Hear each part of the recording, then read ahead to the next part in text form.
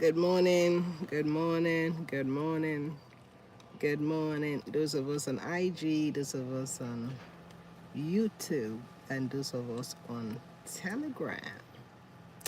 Good morning and welcome back to our business conversations. I am so excited to be back. How to stay top of mind of your customers. Top of mind of your customers. I'm so excited to be back. And please, if this is your first time here, the Association of African Startups is an entrepreneurial platform where we equip you with the tools and the skills required to build both profitable and sustainable businesses. Our team of experts scattered across the continent and the world have been equipped to help you build formidable businesses. So, if you are joining for the first time and you are not a part of the Association of African Startups, all you need to do is click on the link in our bio so that you too can become a member. One of the things you would gain from being a member is you have access to monthly masterclasses where we have a team of experts come and teach you how to position your business to truly be sustainable and profitable. And of course, you have access to a bouquet of resources in our institute that will truly help you build your business. Meaning, every challenge or any challenge you have in your business, as long as you're a member of the Association of African Startups, there is a product that can help you solve that business challenge. And in the institute, you have access to as many products and services as possible. So, as a culture, before we start our conversations, we'll start with opening prayer so that God can be with us as we indeed have these business conversations. Father, in the name of Jesus, thank you for today. Thank you for the truth we're about to indeed interact with. Thank you for every business that is represented here. Thank you because indeed, even as we go into today's conversation, that our hearts are open to learn and that our business are better for it. That for every and any person who indeed actions the things that they are learning here, I pray that they would see it vividly manifest as results in their business. In Jesus' name we have prayed. Amen and amen. Okay, so today our topic is how to create a winning minimum viable product. If you're familiar with that term, minimum viable product is used by every entrepreneur who truly wants to build a business that is scalable. If you're going to build a product that is scalable, you must understand what minimum viable product means and how to create a winning MVP. The idea of creating a minimum viable product is so that you will know if there's truly a need for your product, if so that you will know if your product solves the problem it has been designed to solve, and so that you will know if your product is monetizable.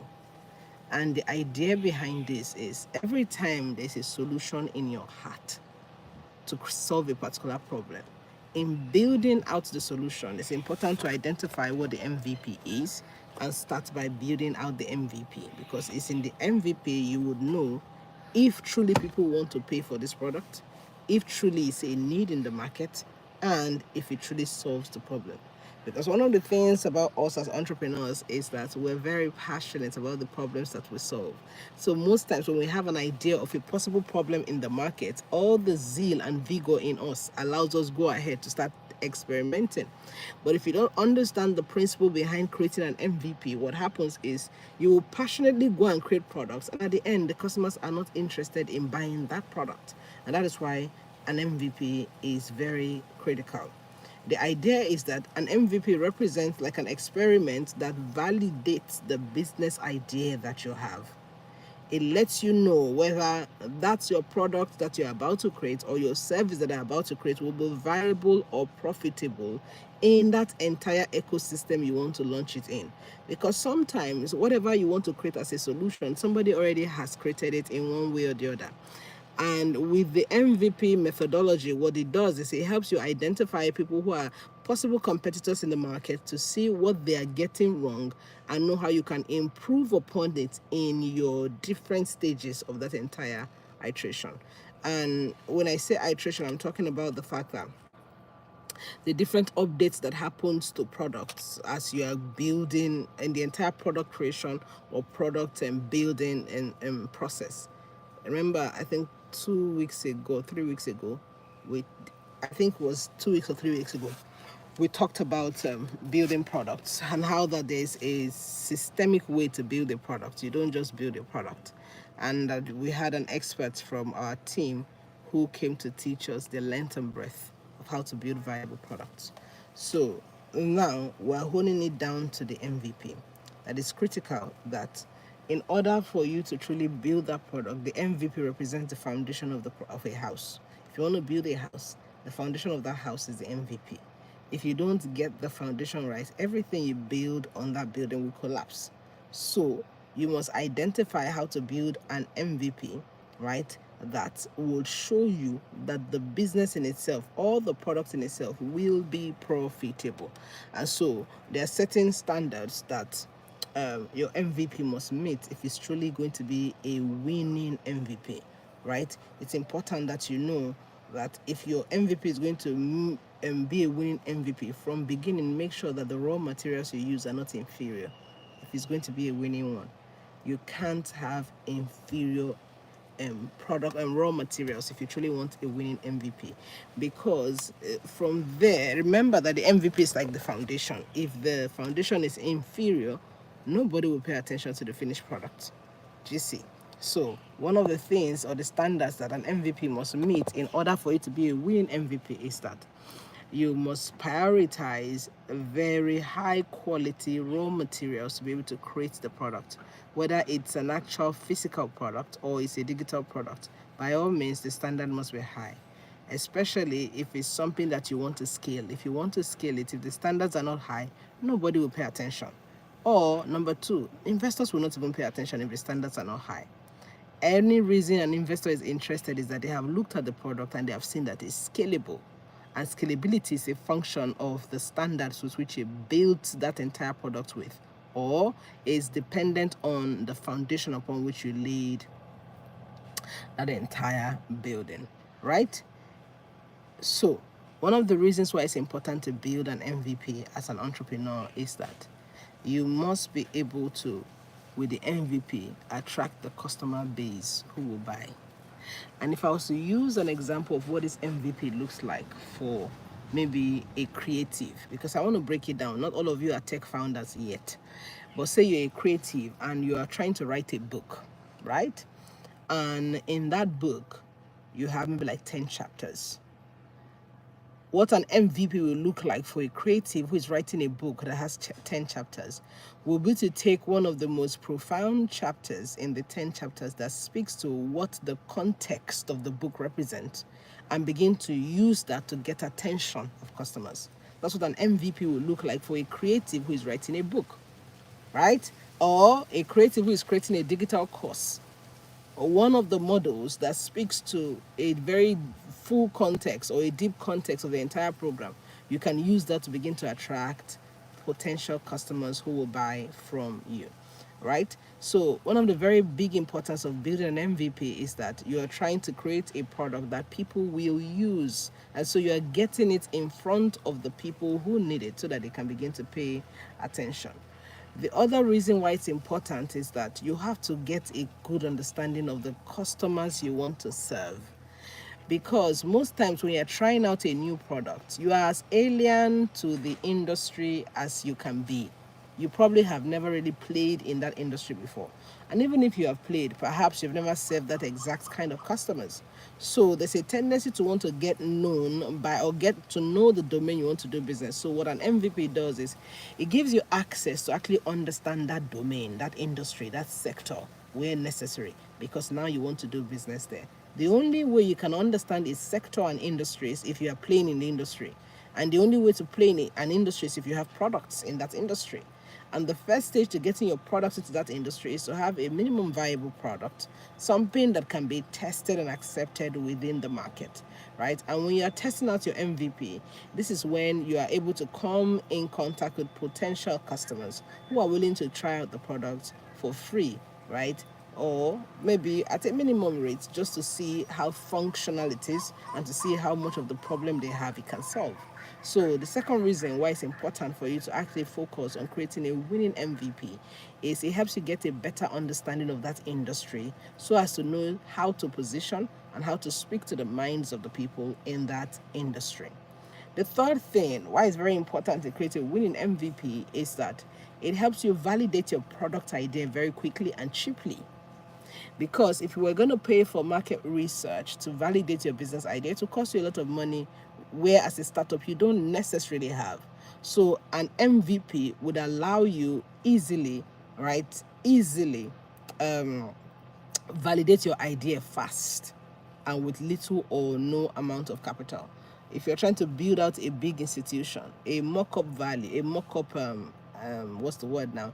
A mock-up, or a, what do you call that? It's not a mock-up, it's called how did I forget this? Forgotten what this is. It's like when you create a dummy of a particular product to see how the features look, and then you take that to the markets for purpose of, showing to the potential customers to see what features they'll be looking out for in that particular product, right? So it helps you validate your idea fast and cheap.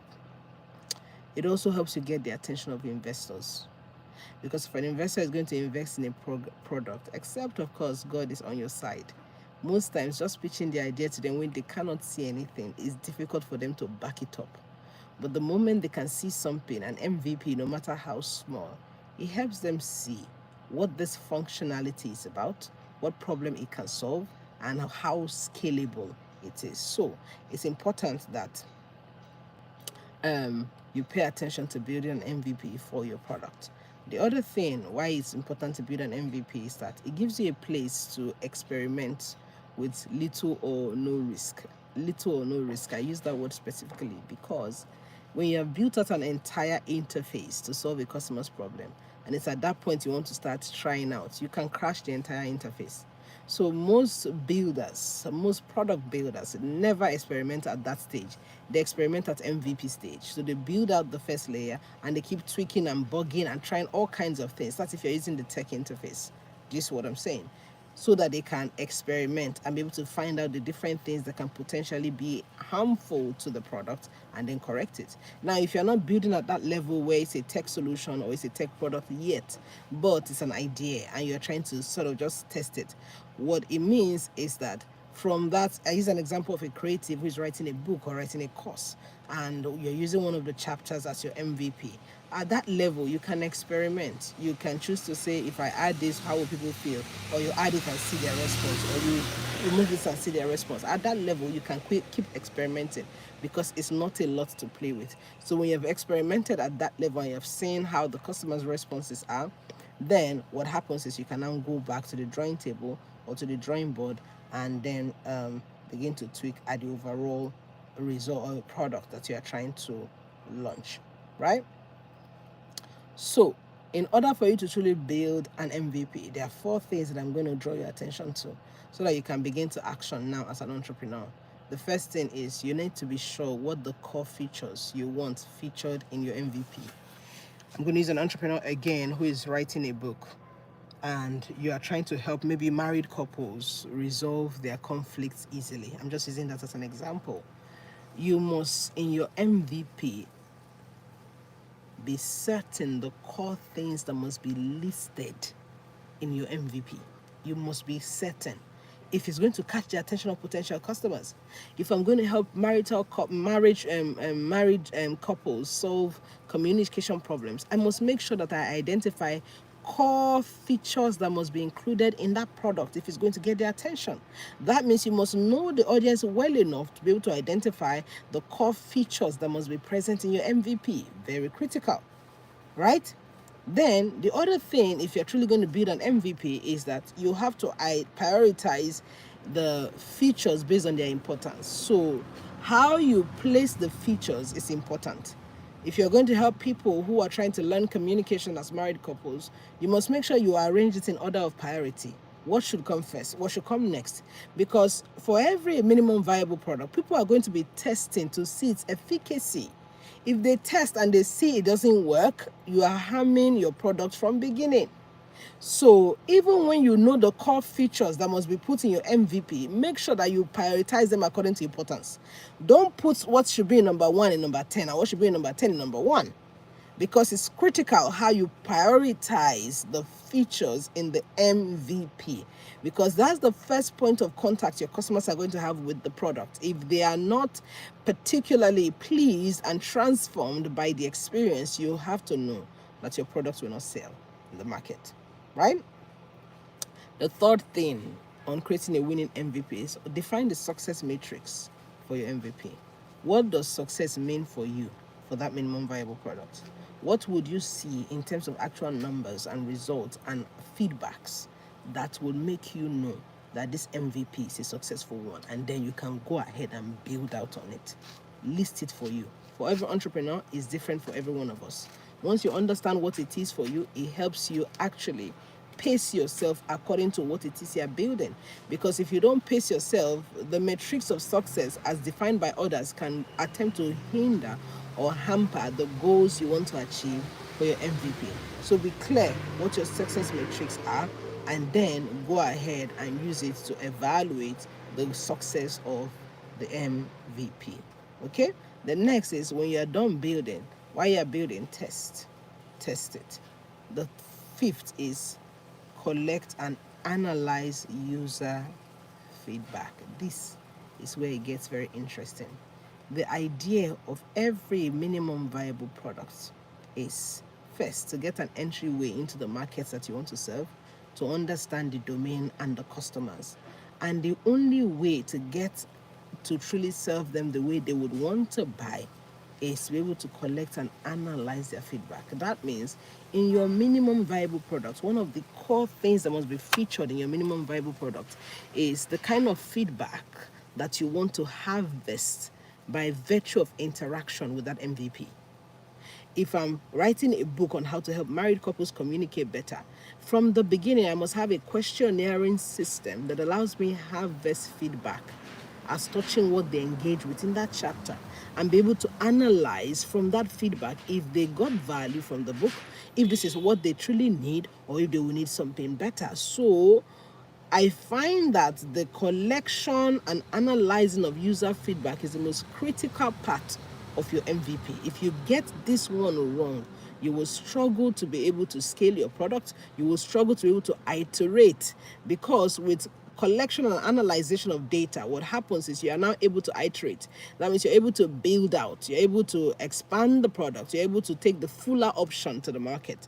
But once you don't have feedback and you're not able to analyze the feedback from your customers accurately, you will continue to struggle to build a product that they will love and want to pay for. So, what does this mean in practical terms for you as an entrepreneur who is listening to me today? Before you launch out that product or that service, test it out by building a minimum viable product, meaning a part of that big product that people can interact with and test. For example, you want to go into cake business, right? And you want to start selling in bulk, maybe packaging it and selling it in supermarket. You should have tasters that a group of people will have sampled. And from these tasters, you ask them, what's the salt quotient? What's the sugar quotient? What's the munchiness quotient? You have to have that. If not, you will end up producing mass production, yet you will take it to the market and people say, it's too soft, it's not crunchy, it's not this, it's not that. And you'll be wondering, but when you made it, it was nice, you liked it. It's not about what you like, it's about what the customers want to buy. And that's why MVPs are critical for any entrepreneur who wants to succeed in doing business. I have a dear sister who wants to launch out like a confectionery brand. And the first thing she did was create samples and put them in boxes. And took these samples in boxes to different people, to adults, to young adults, to children, so that she could get their feedback. And she was asking the children, is this something you would like to take to school as snacks? They're like, yes, yes, yes. So it's like, fantastic. Now I see. I can posture it, or I can, what's the word now? I can package it for snacks for children in supermarkets. Do you see? It can be part of my advertorial. Then to parents, is this something you like? You like to take coffee or tea with? Yes. Are you seeing? She's sampling her MVP and asking specific questions that she can analyze to be able to tweak. So She'll ask people, okay, do you like this flavor? Do you like that flavor? Would you prefer that flavor? She was asking all kinds of questions. So she had a box, different flavors of her different products, MVPs. And by the time she was done sampling it across diverse people with different social status, she knew that, okay, my product is ready to launch, because now she has sampled with lots of persons. So whether it is product you're trying to sell, whether it is service you're trying to sell, whether it's a digital product you're trying to sell, or even a tech product you're trying to sell, you must create a minimum viable product that your customers can test and give you feedback on if you know you want to scale that product. Even if it's fashion, you want to start maybe a ready-to-wear line. It's important that you try out. Find a few people and try out, sample out. Let them tell you what kind of fitting they want, what kind of sizing they want, what kind of styles they would like, right? Those literal experiments, because your MVP is the best place for you to experiment as an entrepreneur. Make all the mistakes at the MVP level. Correct all the correction at the MVP level. Because when you become a product in the market has no mercy as touching business owners. At that level, you are considered a business owner that has competitors. So at that level, if you go and experiment at that level, they will leave you and go to your competitors. Because the thing about the market is very unforgiving. Make one mistake, they have moved, literally. And that's what you see happen in the stock market. The moment one scandal goes out about a brand, they lose their share capital overnight. Because the market is very unforgiving about mistakes and experiments. So your MVP is your way out of costly mistakes when you launch out your product. Make all the mistakes now that you are starting. Let it be that it's still sample. The product is not anywhere out in the market. We're still sampling, we're still testing. At that point, you can make sure that you have perfected all that needs to be perfected concerning your product and service. When it's now time to launch, your customers have access to interact with the best level of product or service or even tech solution where necessary. I hope you have gotten value on how to truly create your own minimum viable product. So the next time you want to launch a product or a service, go and experiment or go and action what I have just taught you, so that from this stage up until then, at every point in time, your products will be a hit back to back. God bless you. Thank you for joining today's live broadcast. And hey, like I said, if you got value, invite many more people, because tomorrow we'll have another conversation on another fantastic topic that would help you grow your business. If you're on Instagram and YouTube, invite your friends, invite other business owners who are in your professional network, so that they too can come and learn how to truly position their business to be top of mind of their customers. God bless you, everyone. See you by the grace of God tomorrow. Bye for now.